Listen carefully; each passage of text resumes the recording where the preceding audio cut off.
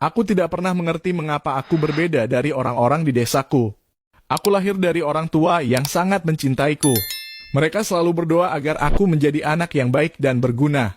Namun aku tumbuh dengan sangat cepat dan besar melebihi ukuran orang normal. Aku juga memiliki nafsu makan yang luar biasa. Aku harus makan banyak sekali untuk mengisi perutku yang lapar. Aku sebenarnya tidak ingin menyusahkan orang-orang di desaku. Aku juga ingin membantu mereka dengan kekuatanku yang luar biasa. Aku bisa mengangkat beban berat, memindahkan batu besar, atau membersihkan hutan dengan mudah. Aku juga bisa melindungi desa dari serangan musuh atau binatang buas.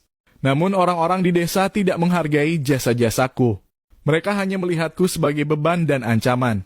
Mereka memberiku nama Kebo Iwa yang berarti paman kerbau karena tubuhku yang besar dan kuat seperti kerbau.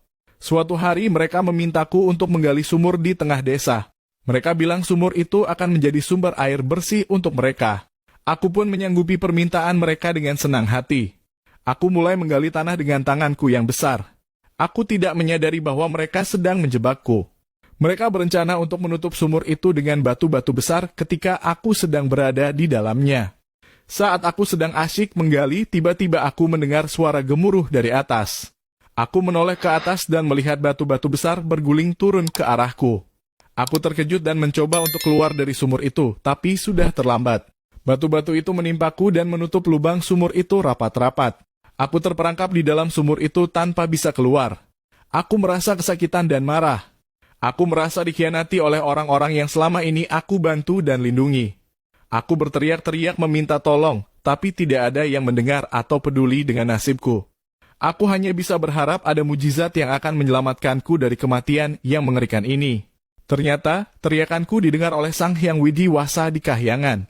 Dia merasa kasihan melihat nasibku yang tidak adil. Dia pun memberikan pertolongan kepadaku. Dia mengirimkan gempa bumi yang dahsyat ke desa itu. Gempa bumi itu membuat tanah retak dan sumur tempat aku terperangkap pun terbuka kembali. Aku pun berhasil keluar dari sumur itu dengan bantuan Sang Hyang Widiwasa. Aku merasa lega dan bersyukur atas pertolongannya. Namun aku juga merasa sedih dan kecewa dengan perlakuan orang-orang di desa itu. Aku memutuskan untuk meninggalkan desa itu dan mencari tempat tinggal baru. Aku berjalan-jalan di Pulau Bali mencari tempat yang cocok untukku. Aku sampai di daerah Kintamani yang masih sepi dan belum berpenghuni. Aku melihat sebuah gunung yang tinggi dan indah. Aku merasa tertarik dengan gunung itu. Aku pun mendaki gunung itu dan beristirahat di puncaknya. Aku merasa nyaman dan tenang di sana. Aku memutuskan untuk tinggal di gunung itu selamanya. Aku pun berdoa kepada Sang Hyang Widiwasa agar diberi izin untuk tinggal di gunung itu. Sang Hyang Widiwasa mengabulkan doaku. Dia memberikan kekuatan kepadaku untuk menjaga gunung itu dari gangguan apapun. Dia juga memberikan keindahan kepada gunung itu dengan menciptakan sebuah danau di kaki gunung itu.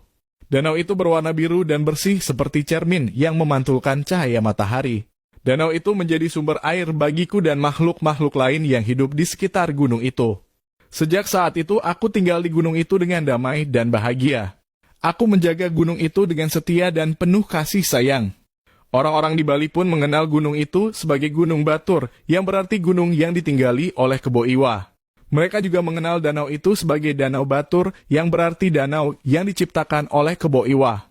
Gunung Batur dan Danau Batur menjadi salah satu tempat wisata yang terkenal di Bali. Banyak orang yang datang ke sana untuk menikmati pemandangan alam yang indah dan menawan. Mereka juga menghormatiku sebagai penjaga Gunung Batur dan Danau Batur. Mereka percaya bahwa aku akan memberikan berkah dan kesejahteraan bagi mereka yang mengunjungi tempat-tempat itu dengan hati yang tulus dan bersih.